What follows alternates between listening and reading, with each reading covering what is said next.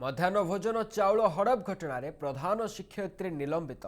Athgarh छगाँ school प्रधान शिक्षयित्री रीना देई निलंबित होइछन्ति। मध्याह्न भोजन चाउल चोरी करी कार रे जाउथुबा बेले रंगे हाथ धरिले ग्रामवासी।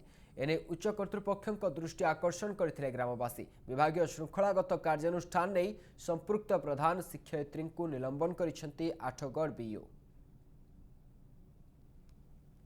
थोड़ी खबरटा मत आइला आसला मुझे सांगे सांगे आसली आसला देखिली गाड़ी धीरे 5 बस्ता ताल लोड होती से गाड़ी नवा बाहर मुझे गाड़ी की निजे ही अटकैली से दीदी की पचार दीदी को तुम क्या फोन कर गाँव वाला अटकैले पूरा की चावल गाँव वाला को चोरी कर अटकैले ठिया से ठीक है पचारानी दीदी सकाल 7टा समय चाउल गुड़ा मुझे कथा कौन डाकिले आसिले मत पैसा देते मुझे पैसा गोटे गाड़ी रे कार रे 8 बस्ता पाखापाखि चाउल